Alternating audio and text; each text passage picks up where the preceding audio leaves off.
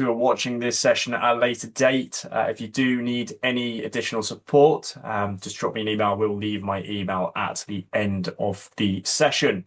So this session today will be exploring Copilot, what exactly that is. You might have noticed you started seeing it absolutely everywhere. So we'll just dive into what it is, how it works, what the technology is behind it, and then how you can use it. So we'll do some simple live demonstrations on a few different systems. We won't get too complex today. I'll open up that opportunity for future sessions if you want to explore some of the more in-depth features into Copilot, but more of a general overview here today, how you can use that and get the most out of it. Also, you probably noticed there are lots of different types or formats of Copilot, and we'll just try and sift through those as well today. So Copilot, you've probably seen this logo starting to appear everywhere. You've probably seen it let's say, for instance, at the top of the screen in one of your Microsoft 365 programs like Word, PowerPoint, Excel. Probably also seen it in Microsoft Teams, again, in your emails as well, just appearing on the tab at the top of the screen. And also, if you've got some new Microsoft devices, you're probably going to start seeing the Copilot symbol actually appearing on the keypad. Now, yeah, that symbol's everywhere. What is it? What does it mean? What is Copilot? I thought the most fitting thing we could do today would be to go across to Copilot and just quickly ask Copilot itself, what are you? So again, we'll do that. Now, there are various different ways in which you can open Copilot. So you can have a paid for account. You can just go into Google or a web browser and type in Copilot. You can also open up Microsoft Edge, which is their browser, and Copilot is linked to that. Again, free version of Copilot, and again, you can access it for free. So what I'm going to do is I'm just going to go into that free version of Copilot. Now, the way I'm going to open this is on my computer itself. There is the Copilot icon, and I'm going to click on that icon. It is on the tab, well, it's on the taskbar at the bottom of my screen. So that start menu, it's down there. If you don't have it, you can link it to your taskbar. So for instance, you could go into your settings right now, and in your settings, type in Copilot. And when Copilot appears, just right click on it and then add to taskbar, and it'll appear at the bottom of your screen. And this is what you would get if you clicked on that and opened it. And this is linked to my computer profile. So just going to ask it, what is Copilot? So let's just say, what's Copilot? Chuck it in there, see what it comes back with. So one thing you'll probably notice straight away, Copilot looks very similar to other generative AI agents, such as ChatGPT. I'm sure a lot of us here are familiar with ChatGPT. I've done sessions on ChatGPT, but this Copilot, it actually operates off of the same, what they call large language model, which is OpenAI. So it uses the same data set to extract data, but we'll touch on that in a bit more detail. But Copilot, this is what Copilot is telling me, with not really much of a prompt. Copilot is an AI companion built by Microsoft. Think of it as a smart partner that helps you understand things, get work done faster, and explore ideas more deeply. Obviously, you can ask it questions. You can use it as a tool. It gives you a few examples here. And it tells you what it's not. And this is important. And I've put this in various other sessions before. It's not a search engine. So quite often people will misunderstand what generative AI is. They'll open it, treating it as if it was a search engine, almost as if you're going onto Google, and they'll just type in questions thinking that it's just searched the internet and given you an answer. That is not the case. It does say that it can go and use the web, it can use the internet to give you information. It's not a human. So again, that's another thing which I often tell people. Don't interact with these generative AI systems as if it was a human, because we need to understand how they work. And when we understand how they work, we can get the most out of them. It's not a replacement for professional advice as well. So again, always seek professional advice. There is one thing with AI, and I've touched on this in other sessions, so I won't touch on it too much today. AI can hallucinate. Hallucinate is where it gives you misinformation. Now, the reason for that is because it basically predicts an answer based on the data it has. It's not literally finding the answer and giving it to you. It's predicting it. So that's what AI is. it's an assistant. Copilot's an assistant we can use. Now, it comes in various different formats, as I showed you before. It's integrated within the Microsoft 365 apps.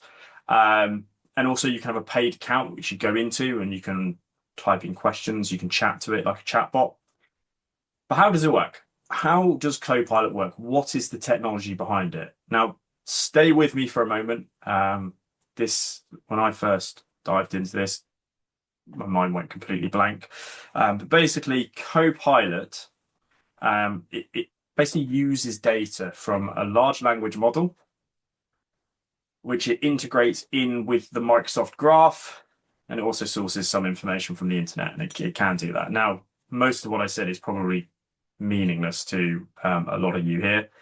We'll touch into what each of these things mean so we know how Copilot works. And then from there, we can use Copilot effectively. So, as I said, it sources data from a large language model. It uses a large language model. That's the technology. What is a large language model? Again, I've touched on this on other AI sessions. If you've been on those before, you'll probably be familiar with this, but we will quickly cover this for everybody.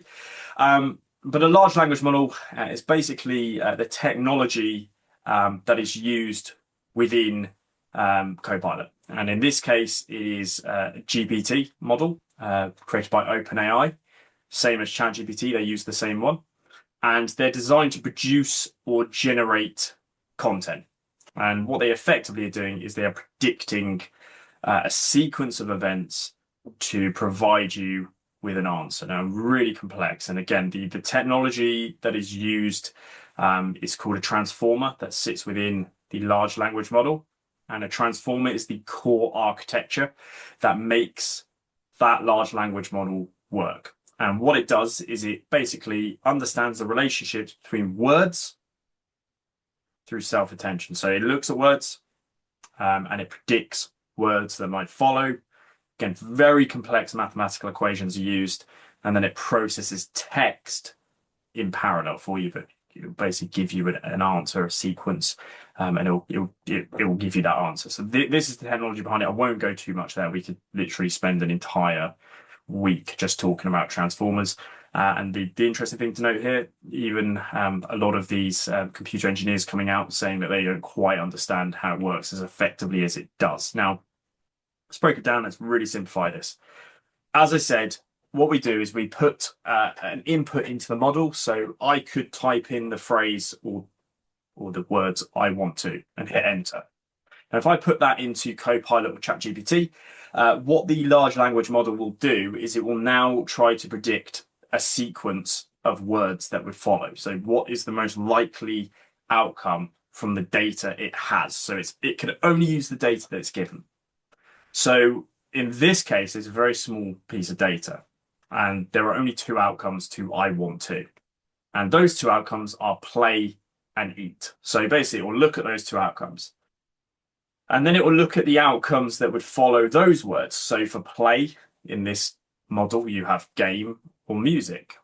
In this model, we have eat, bread, lots. And it will just sequence it. It'll keep going, keep going, keep going, keep going. And then it will do very complex mathematical equations.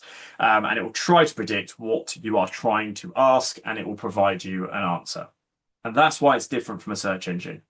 Because with this technology, we need to aid it to provide us with the best response. Now, again, we could just type in barely any information and the possibilities could seemingly be endless based on how big the data is. And as a result, you might get an answer that is misinformation or doesn't really make much sense or is just generally incorrect, or it's low quality data. And so what we feed into AI, what we type in, what we use needs to be higher quality. So we need to actually guide it to tell what we want to achieve.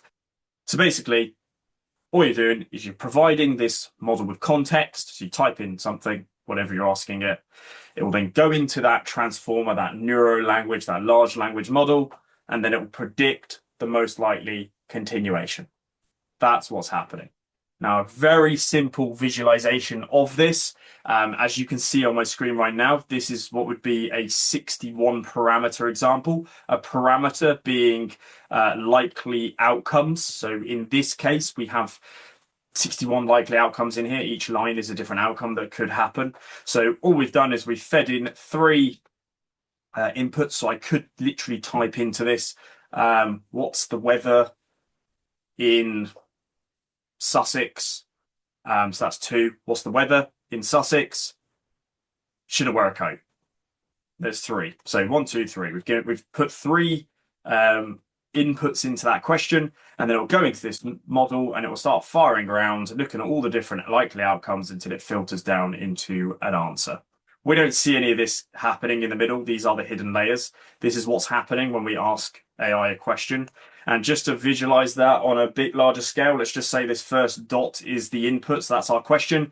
And then that hidden layer then looks at thousands, hundreds of thousands, millions, billions, even trillions of different scenarios until it filters down to one and gives us an answer. That is how this technology works in the most simplistic way I can describe. Now, this has come a long way. It is a training process, so they have to train these models on data. So they provide data to these models. Now, ChatGPT 3.5 or GPT 3.5, again, remember, Copilot uses GPT. GPT 3.5 was trained on over 300 years worth of processing time for data. So that was 500 gigabyte of text. It trained on this. It was the equivalent of 300 years worth of how long it would take to process data. Obviously, they used lots of computers to do that, so it didn't literally take 300 years. And it came out with 175 billion parameters, so connections, likely outcomes. GPT-4, which was 0.5 of an iteration up, now looked at the equivalent of 73,000 years of processing time and 1.7 trillion parameters. So massive increase in its data set and likely outcomes. They haven't actually published what GPT-5 is yet, so we don't actually know how much data that is using and the processing time, but it's massive. That's what we're looking at. Huge amount of data. So Copilot uses this large language model. All that data. Now, how does it use that data? It will then interact with Microsoft Graph. Now, some of you, most of you, probably have never heard of Microsoft Graph, and that's okay. I would expect you to. Again, I will simplify this as much as possible. Microsoft Graph is basically known as an API, and an API is an application programming interface. Again, all computer jargon, probably meaningless for you. What is that? It's basically a set of rules that enables software applications to talk to each other or communicate with each other. So on my screen is a visualization of Microsoft Graph. In your organization, you might have a Microsoft 365 business account. And as part of that business account, your organization is linked to that. You might have different groups on there. You might have lots of different devices logged into that. You might have your Outlook email. You might have Microsoft Teams, your files. So File Explorer, literally your files on your computer. Again, chat users, all your different users will have their own individual accounts. You've got reports, meetings, and calendar. And all of that links together in what is called the Microsoft Graph. And the Microsoft Graph connects all of those applications together. So you might have a Microsoft login and you can log into any of your users. You can go onto Teams, you can share files on Teams, you can talk to other team members in Microsoft, you can share and collaborate. That's as simple as possible to put the Microsoft Graph. Application that enables different programs to communicate to each other. Now, that is linked to the large language model with Copilot. So those different programs can tie in with that large language model to create predictive outcomes and support you on these different things. So as I say, an overview of that is Copilot will combine your large language model, Microsoft Graph, so connect everything together, And it will do that through your Microsoft 365 apps. So the ones you're probably all familiar with, Outlook, Teams, OneNote, Excel, etc. And it will also use the internet if necessary, or if you need to use the internet, you can enable that as well. So that's how Copilot works. Basically integrates everything into that Microsoft 365 ecosystem.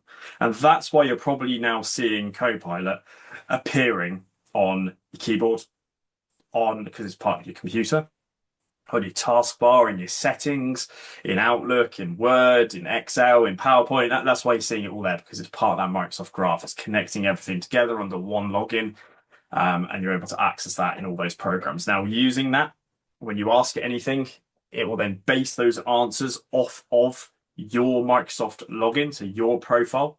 It will source information from your files, from Teams, from Excel, PowerPoint, Word. It will literally look at all of those things, piece things together. It will know organizational documents. It will be able to review those if you have a login for it. And also it can combine that with the large language model to provide additional information or answers or knowledge.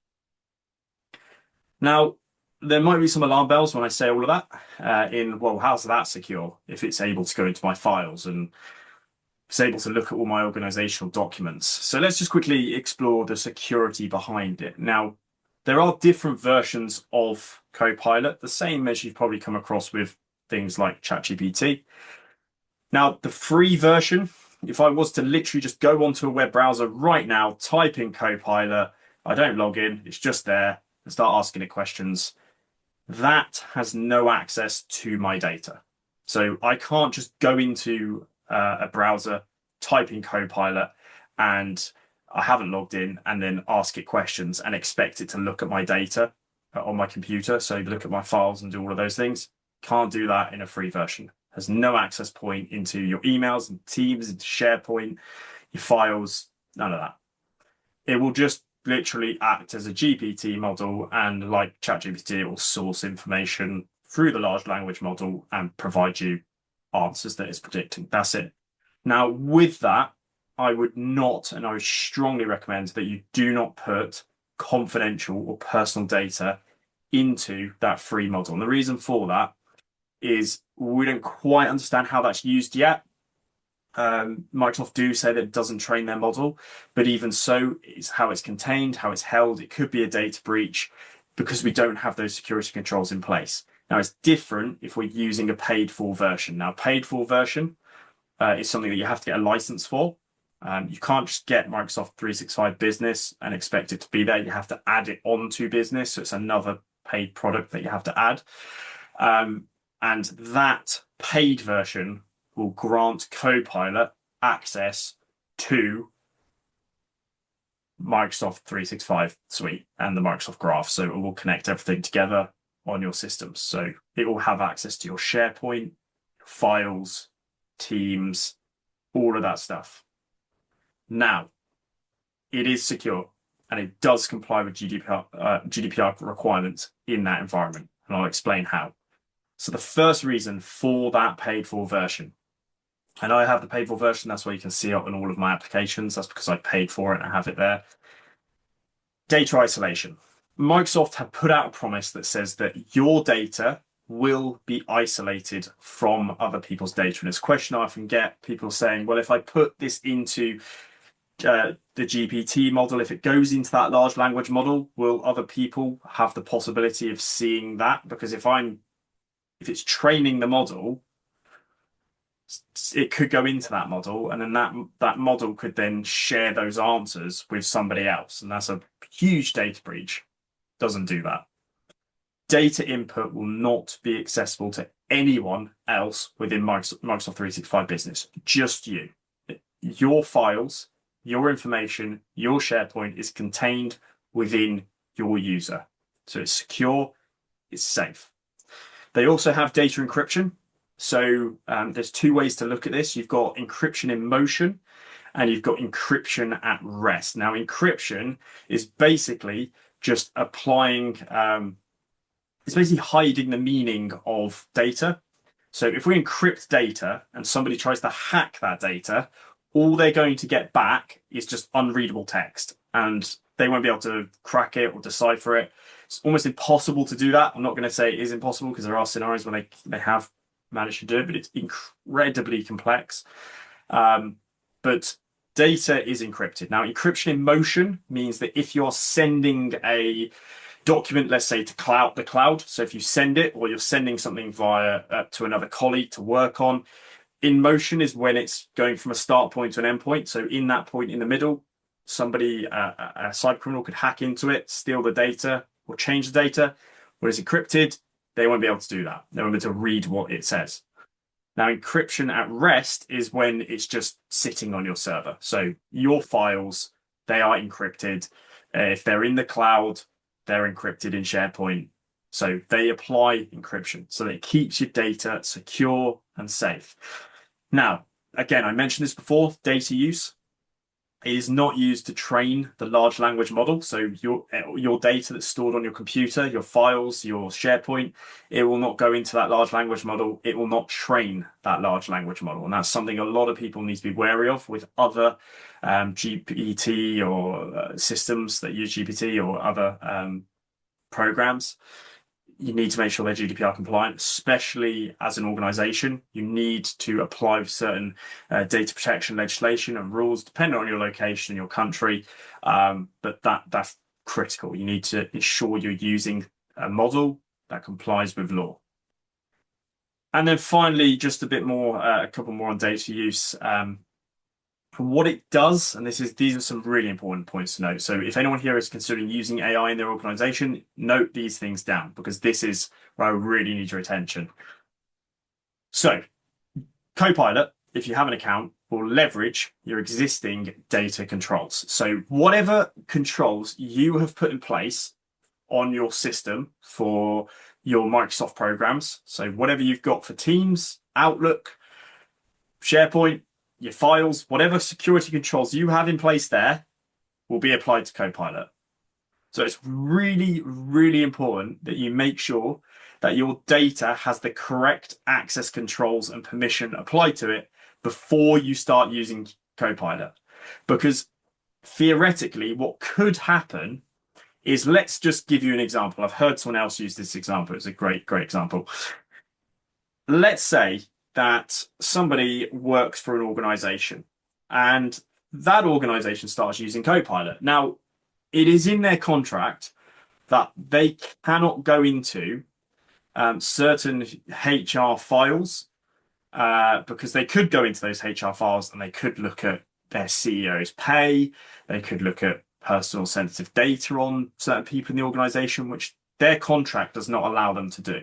Now, that's an organizational policy which they put in place to protect other staff. However, they could literally just go into their files, click through and find access that, but they don't because they know they shouldn't. There are no controls in place to stop them, but they've just been told you can't do that because there's an audit trail. And if they did go into those files and search what is my CEO pay and then go and tell somebody else and someone says, well, someone's just told me this, they could go on that audit trail, look at who's accessed those files, see that that person's done it, and they'll face disciplinary action. So they won't do it. They know not to do it. Copilot doesn't know that. And so somebody could literally go on Copilot in the organization and type in, what is my CEO's salary? Copilot will look into the files and tell them. That's what I mean. So we need to make sure that we've got controls in place. So if there are files that we need protected, put passwords on them, encrypt them. Also, if we're using SharePoint, it must have organizational controls applied as well. So again, same thing could happen. We could just innocently use Copilot and it starts looking through private or secure or very sensitive data that's not available to all of our staff, and they could just start sourcing information from it. So again, that's important that we have those controls in place as well. So review all of your old data as well. So another one could be we have loads of files on our computer that have lots of old data. And when we're using Copilot, it will start sourcing information from those old irrelevant files. And again, the information we're going to get out of Copilot's inaccurate. So Copilot will use that old data if it's not cleared out. So separate and archive data, get all your data ready, controls in place before you start using it as a team that has access to your files, SharePoint, etc. That is just important to note. Again, the files will be as secure as your organization have made them, and that goes for Copilot as well. So let's look at just some quick demonstrations of how we can use Copilot. So first one, I'm going to go into Outlook. So I'm going to go into my emails here. We're going to use Copilot within Outlook. So I've got these two emails in my inbox. What I'm going to do is I'm just going to go across to Copilot, which you can see sits at the top of the screen. Now, there is a drop-down arrow. I can click on this and I can either go to Copilot chat, or I can get it to reply to an email or summarize an email. Now, let's go to this first email up here and let's just summarize this. So I've got an email. You can see it's come through. It's got some information here. Let's just summarize that. So I've literally clicked that drop-down arrow and I've summarized it. So now what it said to me is, I know it's me. Let's just pretend it's someone else. It says, Sam Harper has requested you to create a cybersecurity presentation for new starters as part of an organization onboarding process. 6 team members joining next week. Okay. Sam Harper has asked you to review the starter section for new team members to ensure data security is included. And they've also expressed concern about the data security training and suggested it needs to be reviewed every 3 months. So straight from that email, I've got some actionable points that I need to act on. Now, I could copy that summary, put it into a document, save that for later. Great, I've got it. Now I can make a reply. So let's click on that drop down again and then reply. It's going to ask, now ignore that signature there. I know it says please test or delete. I made that in a previous session just as a demonstration. Now we're going to get Copilot to create a response. I'm literally just going to say response to this email. Let's just say respond to each point. Let's just do that and let's click generate. So rather than me, I've lost my mouse. Rather than me sitting here and typing out a full email, I'm just going to get it to do it for me. I'm going to be really lazy today. And it said, hi, Sam, I'd be happy to put together a presentation on cybersecurity for new starters. I understand the importance of having this ready for the onboarding process, especially with 6 new team members joining next week. Once the presentation is prepared, I'll also review the starter pack for new team members to ensure that data security is thoroughly covered. Additionally, I'll conduct a review of our current data. And you get the point. So it's covered all of those points in a very friendly manner. Thank you for the guidance. I'm just going to copy that, and all I'm going to do is paste that in there and send a reply. So I've replied to it. I've acknowledged all of those points in there. So what does my next email here say? So I've got another one. Oh gosh, there's a lot of information in here. What's it saying? Can you please review the contract hours for the following staff? Okay. I don't have time to do this. I've got lots on. Let's get Copilot to do this. So again, I can either summarize it or I can reply. I'm going to do something slightly different here. I'm just going to use chat. And what I'm going to do in chat is I'm just going to say, let's just say, they want me to summarize, they want me to review the contract hours for the following staff. So, okay, great. I might do a quick review, just make sure it's all correct. So I just have a quick look. And then what I want to do is I just want to work out how much I owe each person, and then I can send that response. So please provide a total for each staff member. Please total pay. Let's do total pay for each staff member. So let's just do that. That's not very good grammar there, I've just realised, but please provide total pay for each staff member. Copilot's going to have a think about it. Now, what Copilot's doing is it's looking at the information in Outlook. So it's not going onto the internet and starting to find answers. It will literally just look at this, because that's how Copilot works. It's contained within. So it will do that. And as you can see, it has now provided me a table with all of those answers, which brilliant. It's just given me a total for everything. That's fantastic. And what I can literally do there is I could say, please provide this as a please provide this as a response. Or I could just copy and paste it into the email. So again, you can use Copilot in the same way you'd use another AI model or ChatGPT. And as you can see, it's done it all there. I can just manually copy and paste it. It's even written an email for me. And then it gives me the following prompts underneath. Please format it in a professional email. So I can even create it as a spreadsheet. Do you know what? Let's do it as a professional email. Let's format it as a professional email. Make it look a bit nicer. Again, I could literally just copy and paste this, but I'm just showing you some of these controls. Thanks for sending this over. I've reviewed all the staffing, and then it'll say, if you want me, I can also auto-generate this in Outlook and reply that automatically includes quoted. And that's literally what I can do. So it'll give me a response like so, and I can literally use Copilot in here as a reply, and I'll show you, and I can input that response in here and then send it. So it's just done a quick review, summed everything up. I don't have to use chat. I can also do it in here. So I could just type in, please provide a total like you would with anything else. Provide that total and hit enter in there too. So let's go on to another quick demonstration. As I said, there's a lot more that you can use for this. And in the future, I will be looking to do more in-depth sessions for Copilot. And what I mean by that is if I do go into, let's just close this off because that's the email it's trying to generate for me. But in Copilot, there are things you can do such as apply agents. And that's a whole session on its own where you can basically create your own response bot. So you can just click on that and it will respond for you in those emails. But we'll touch on that at a later date. Just for now, it's to show you that you can integrate Copilot into your emails. Now, the next one is PowerPoint. So Copilot is integrated into PowerPoint. If I go across to PowerPoint here, I could make a whole presentation, and then at the end, I can use Copilot to do whatever I want to do to that. And again, it would use the information on my screen. I could also just get it to create me a presentation. So you've got some here, create images, brainstorm ideas. Let's just say create a presentation on Copilot. And let's just hit enter. See what it comes up with here. Now, it's going to be very basic because I haven't given it much. It all depends on the quality of your prompt. My prompt is really basic, and so it's going to give me the absolute minimum back, but it's just to show you what you can do in here. So we'll just leave it a moment. What it's doing is it will always give you a breakdown of exactly what it's doing. So you can see this is what's happening in the background. It's creating different slides, and then it will save a file. It will create a file for me, and then I can open that and it will have a presentation ready.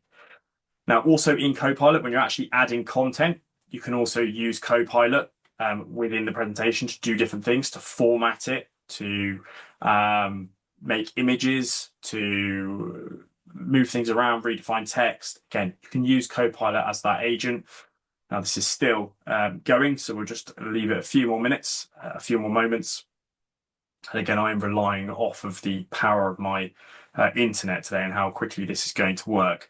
Again, I haven't given it much, so we'll see what it can come up with on here. But as I say, with Copilot, you are using it again as that assistant within your programs. Now, again, this is taking a while. We might have to revisit this in a moment. Here we are. So your Copilot presentation is ready. You can download it here. So you can see it's got a document here. And then it gives you those follow-up prompts. So let's just see what this document looks like. I'm just going to open this file and then I'll show you. So it's opening up a new file. Let's see what it's come up with. Right, okay, so let's just enable editing in here. So we've got an introduction to Copilot. What is Copilot? And it's all a bit, looks all a bit strange. Okay, brilliant. It's given me a template of what I can do. But we can then use the other AI features, so within Copilot, to add some design to this. So design suggestions, that is, again, AI integrated in here. So let's just add a few more things in here. So again, you can bring some images in, you can paste those images in. I'm just going to literally click on a few of these and make it look a bit nicer, a bit neater. So let's go with that. Let's say for this one, again, and it will neaten everything up. It will just remove those strange bullet points you've got here. Let's do a couple of these, and Let's go with that one. And then finally, let's do that one there. So now I've got a presentation that looks at what Copilot is, how you can use it, and how you can get started with it. Now, again, it's very basic. It's giving me the absolute minimum, but I don't have the time today to build you a very nice in-depth presentation. But I can use Copilot to start adding more and more to that. And it will use the data that it currently has, and it will start amending that, creating, adding to it. And again, you can use information from your files across your system, across Microsoft ecosystem to integrate into Copilot. So Word, let's have a look. We can also use it in Word, any of these programs. So what I've done is I've basically been reviewing a cyber breaches survey, which came out last year. It's a lot of information, as you can see. I mean, there's 23 pages here. So loads of information on the screen. Again, I don't have time to read through all of this, so let's just use Copilot to create a shorter summary for me. I mean, the prompt is right there. It will look at the information on my screen, and it will create some prompts, and it will say, what do you want it to do? So let's just do a shorter executive summary of everything on my screen. So instead of reading through 7,000 words, I could literally read through this. It's got some information here. I can also turn this into a slide deck, so that's interesting to know. I can also produce a one-paragraph version, or I can produce recommendations. Let's just copy the response for now, and let's just, down here, I could go to another web page. I'm just going to do it in here, and I'm just going to paste that in. Let's just close Copilot. And it has summarized, so starting from here, it's summarized this in 400 words. So that entire document, and it's added on those additional prompts, but it's summarized the entire document into 400 words for me. And I'll just read that, pull out some key points. It has given me other suggestions where it can create it into a slide deck. So it could make a PowerPoint presentation out of that for me. So if it was something I needed to present on, or if I had data from my organization that I wanted to present, I could put it into a Word document. And then I can literally use Copilot, type out, can you create a slide deck based off of this information? And it will do it for me. There is so much you can use Copilot to do on here. You can use it to create documents, write things, analyze data. If you're using any of your organizational documents, you've probably often been told, do not put it into AI. It's sensitive personal data. Now, if you have a paid for account and you have those controls in place on your files, you can open those into a Word document, and you can use Copilot to amend them, add to them, create certain things. You can use that data in that environment, and it is secure and it is GDPR compliant. So that's really important to know. If you do have any personal sensitive data that is contained within your files and you need to amend it and you want the help of Copilot, use it in this environment. And then finally, we'll go across to Excel. So Excel is a fantastic one because I've said this in previous sessions that I've run on Excel. People often struggle with the fact that Excel can be quite overwhelming. It's full of formulas. There's so much on there, data analysis, transformation, that it can be overwhelming. But if you use Copilot, you can help it guide you as an assistant. You can ask it, what formula should I use? How do I do this? How do I create this table? How do I add this graph? And it will tell you. And you can copy that response and you can paste it into Excel. I'll show you an example of how you can do this. Let's just open Copilot in here. And what I'm going to do is, you remember that data from that email earlier? I can actually get it to analyze that data. So let's just close this off. Here's my email. This is this data. I'm just going to copy this. And it could be that I want to put this into Excel. Now, I could just paste this into Excel like so, and it doesn't look particularly neat, and then I'll need to do everything else myself. So let's just get rid of that. Instead, I'm going to put it into Copilot like so. And at the bottom, I'm just going to write create a table out of this data and add an extra column on the end that totals pay for each staff member. And then I'm going to hit enter. So I've told it what I want it to do. I want it to make a table and I want it to create an additional column that totals the pay for each member of staff. So now I'll just sit back and relax for a bit. As I said, I could just sit there and do this, but it'll take it out of my hands and it'll do the work for me. So it's working on it. See what it comes up with. Now, again, could in some cases come up with something that you're not anticipating. And that's just based on the prompt that you've added in. You might need to just put a bit more information in there or guide it a bit better. Again, they can be open to failure, these models, but it's done something here. Let's just wait for it to finish. And then what we're going to do is we're going to add this to a new sheet. So that you can see what it will do is it will give you an option at the end if you want to add this to a new sheet. So I'm going to click do that. And as you can see, if I close that, it is just in an instant, see the sheets down here, created a full table for me that I can filter.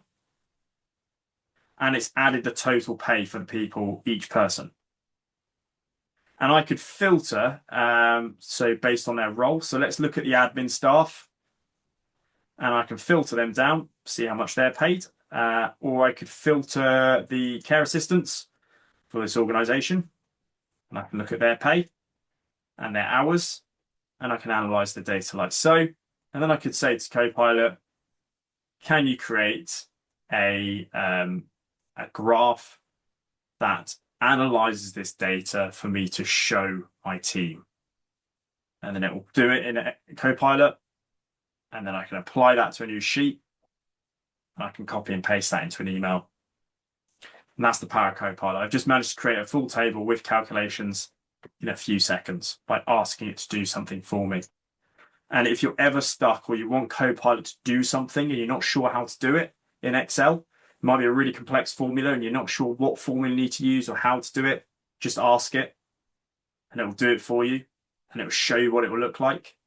And then at the end, you can click that button, add sheet, and it will upload it and implement it in there.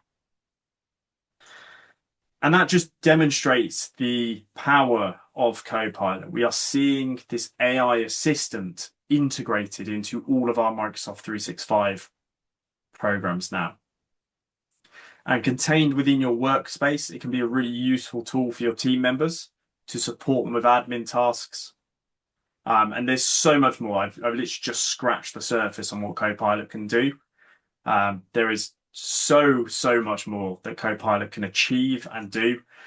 So look out for any additional future sessions, which I can explore those with you. We can look into more complexity on how you can create things called agents, where you can assist your team with a unique AI response bot that you have created yourself that is designed for your organization.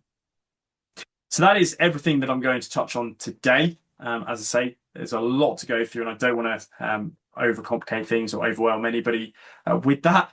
I will open up for questions. So